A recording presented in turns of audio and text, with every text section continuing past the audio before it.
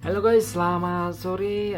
Berjumpa dengan saya kembali di sini. Selamat menunaikan ibadah puasa yang menjalankan. Tetap semangat, stay at home, stay healthy, stay happy. Tetap semangat, tetap mempunyai kreativitas yang tinggi walaupun tetap di rumah, tetap berproduktivitas. Di sini akan membahas mengenai perkembangan terkini COVID-19. Saya sendiri sangat prihatin karena pertanggal 21 Mei 2020 terdapat peningkatan yang sangat-sangat signifikan, yaitu sekitar 973 orang yang terpapar COVID-19 yang positif maksud saya. Ini hampir 1000 per hari itu. Nah, di sini saya akan mengambil poin-poin penting yang disampaikan oleh Pak Ahmad Yuryanto sebagai Jubir Penanganan COVID-19 Indonesia. Beliau mengatakan beberapa poin yang penting yang dipertegas oleh beliau. Nah, di sini saya akan mencoba mengambil ataupun mengedukasi kembali bahwa pentingnya protokol kesehatan dan cara hidup baru di masa pandemi COVID-19 ini. Oke, untuk lebih jelasnya kita coba saksikan terlebih dahulu mengenai perkembangan terkini COVID-19 per tanggal 21 Mei 2020 yang disampaikan oleh Pak Ahmad Yuryanto. Kita saksikan terlebih dahulu. Hasil yang kita dapatkan adalah bahwa kasus konfirmasi COVID-19 saat ini, hari ini, meningkat 973 orang. Peningkatan ini luar biasa dan peningkatan inilah yang tertinggi. Peningkatan yang tertinggi ini terjadi di Jawa Timur khususnya. Sehingga totalnya menjadi 20.162 orang. Kasus sembuh meningkat 263 orang sehingga totalnya menjadi 4.838 orang. Kasus meninggal 36 orang sehingga total menjadi 1.278 orang. Sudah 392 kabupaten kota yang terdampak. Kasus ODP yang masih kita pantau dalam pemantauan sebanyak 50.187 orang. Sementara kasus PDP yang masih kita awasi sebanyak 11.066 orang. Saudara-saudara, peningkatan hari ini adalah peningkatan yang tertinggi. Oleh karena itu, mari kita kembali kepada hal yang mendasar. Bahwa kasus baru ini muncul akibat adanya kelompok rentan, adanya orang yang rentan yang tertular orang lain yang membawa virus ini, yang membawa penyakit ini. Sementara kita lihat siapa yang membawa penyakit yang berada di tengah-tengah kita, susah untuk bisa kita dapatkan. Oleh karena itu, maka mencuci tangan dengan menggunakan sabun dan air yang mengalir, ini harus dilakukan sesering mungkin setelah kita menyentuh barang-barang, terutama apabila berada di ruang publik. Apabila kita kembali dari pasar, kembali dari toko, kembali dari bepergian, lakukan ini. Cuci tangan, gunakan sabun. Kemudian, pakai masker apabila keluar rumah.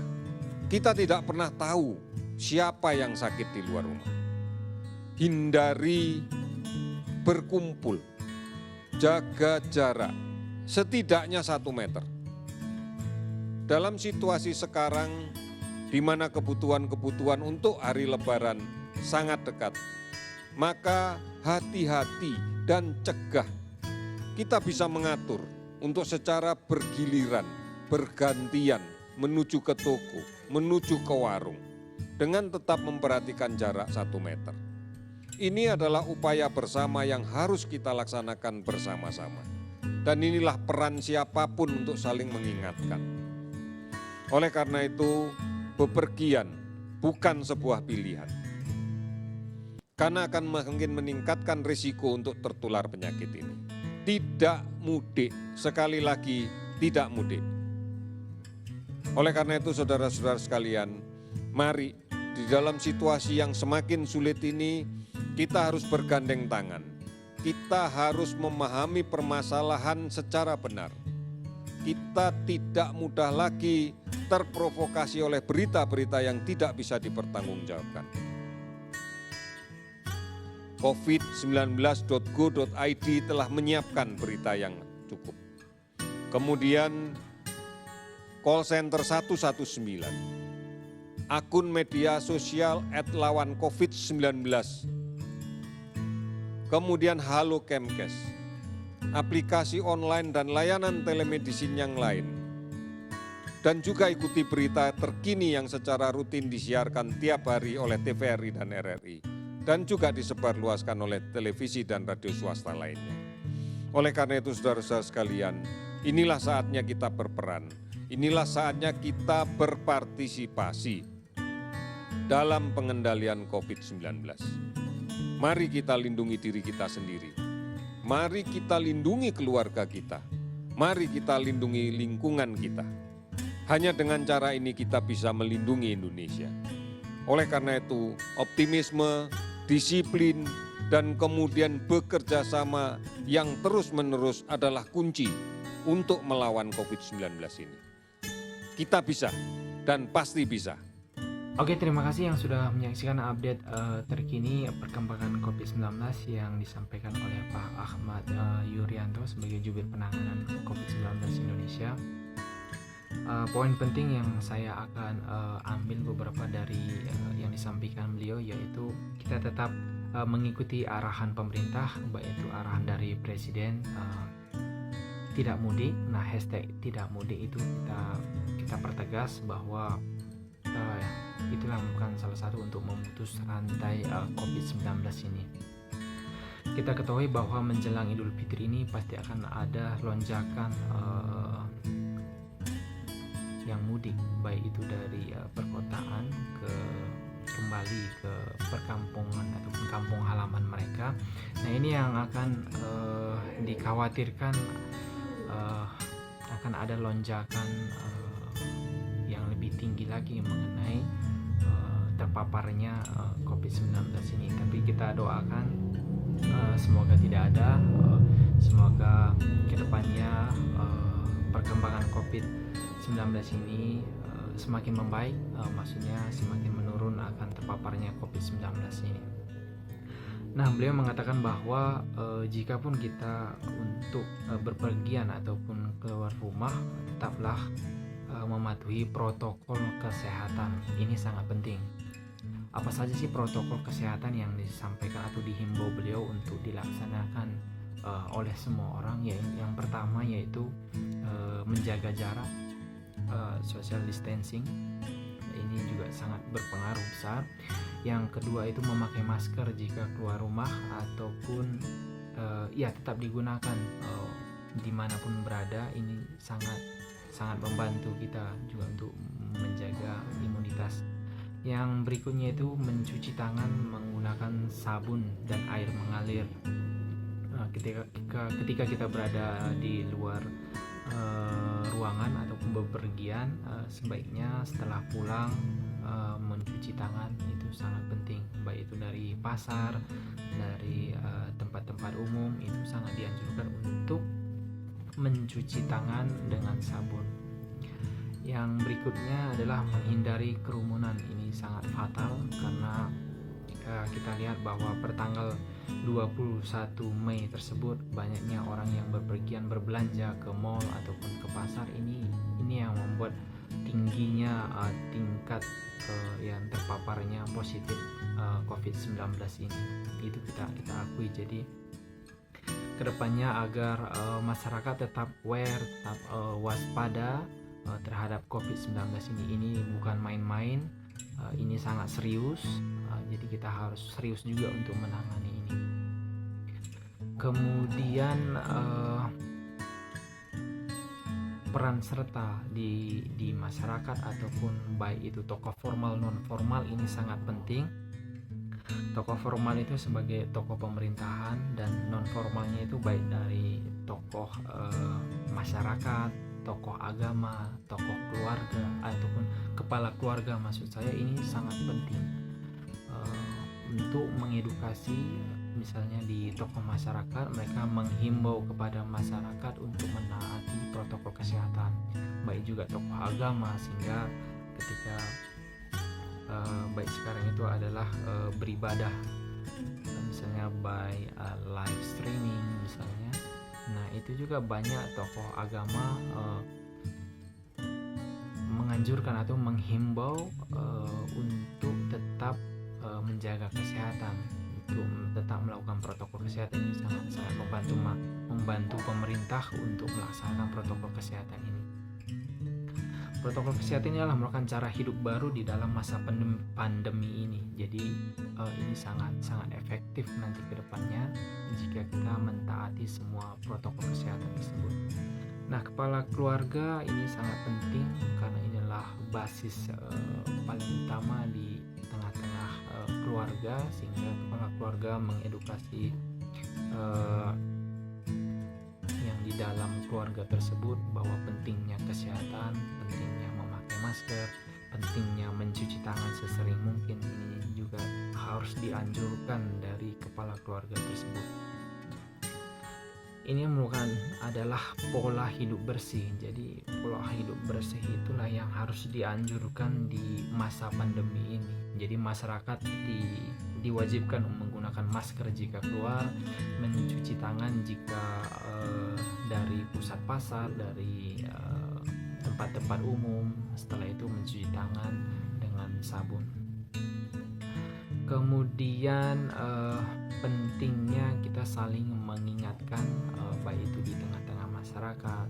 Ini saling meyakinkan satu sama lain bahwa kita bisa melalui pandemi ini dengan mengikuti protokol kesehatan ini. Nah, cara-cara inilah yang disampaikan oleh beliau, sehingga cara bekerja sama, cara bergotong royong dalam menjalankan protokol kesehatan ini itulah sangat efektif, sehingga ditegaskan kepada kita bahwa untuk setiap keluar rumah memakai masker, tetap menjaga jarak, tetap mencuci tangan sesering mungkin. Dikarenakan terpaparnya COVID-19 ini banyaknya di umur 60 tahun. Nah ini sangat rentan, dan ketika seseorang itu yang punya penyakit penyerta, sehingga ini sangat gampang ataupun sangat rentan terkena COVID-19 ini.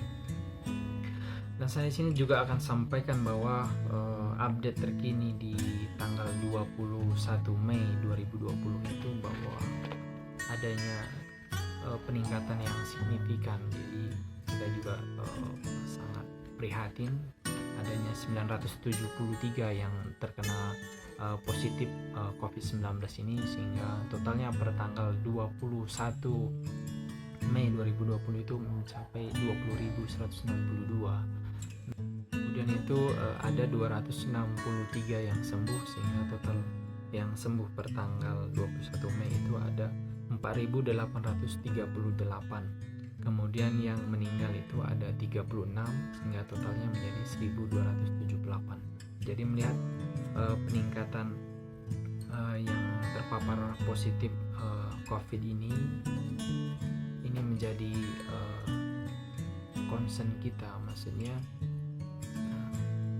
tetap jangan ngeyel ataupun tetap mematuhi arahan pemerintah, karena COVID-19 ini bukan penyakit main-main, sehingga tetaplah aware akan kesehatan di tengah-tengah masyarakat, karena jika semakin tingginya tingkat yang terpapar COVID-19 ini,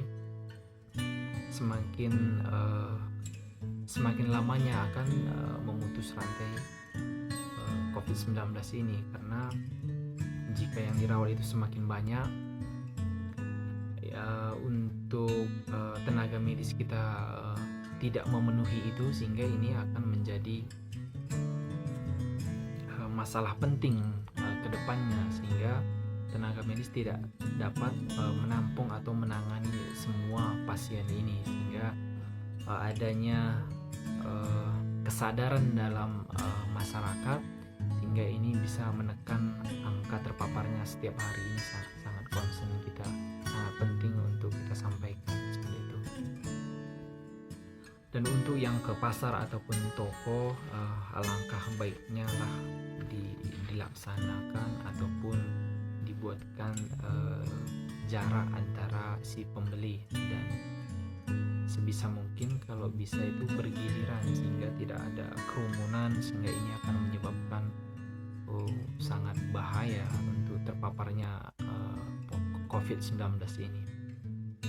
Dan kemudian beliau juga mengatakan dalam hashtagnya tidak mudik ini sangat kita tegaskan juga bahwa tidak mudik ini adalah kunci untuk keberhasilan kita untuk memutus rantai COVID-19 ini. Bukan kita untuk menghalang-halangi untuk berpergian ataupun mudik ke kampung halaman, tapi melihat kondisi yang sangat serius sekarang ini, jadi kita berharap tidak mudik ini mohon dilaksanakan, ataupun dalam diri sendiri itu ada kesadaran mengenai itu. Dikarenakan apa? Karena perlunya melindungi diri sendiri. Ketika kita bisa melindungi diri sendiri, bahwa kita juga akan bisa melindungi keluarga kita, dan setelah keluarga kita terlindungi, maka lingkungan kita pun akan terlindungi. Ini sangat penting sekali untuk dalam bisa mencapai ataupun menjalankan semua ini, bahwa kita itu butuh optimisme. Jadi tetap percaya bahwa ini pasti berlalu, dan kemudian disiplin dan kerjasama ini sangat penting. Jadi disiplin ini baik dalam disiplin protokol kesehatan, disiplin yang lain-lain itu sangat penting. Dan kunci untuk melaksanakan semua protokol kesehatan ini itu sangat penting sekali. Nah, beliau juga menyatakan bahwa kita bisa dan pasti bisa untuk melalui COVID-19 ini. Jadi tetap optimisme, disiplin, dan kerjasama inilah membuat kita kunci untuk melakukan pasti bisa, dan semua pasti bisa berlalu, semua pasti bisa menekan angka terpaparnya COVID-19 ini. Mungkin ini yang bisa saya himbau juga, ataupun poin-poin penting yang saya ambil dari Pak Ahmad Yuryanto sebagai jubir penanganan COVID-19, sehingga saya himbau juga kepada masyarakat tetaplah mematuhi protokol kesehatan, ini sangat penting. Mungkin hanya itu yang bisa saya sampaikan. Terima kasih tetap menonton channel ini, tetap support channel ini, jangan lupa subscribe, like, comment, share. Tetap semangat, tetap menjaga kesehatan. Salam kesehatan.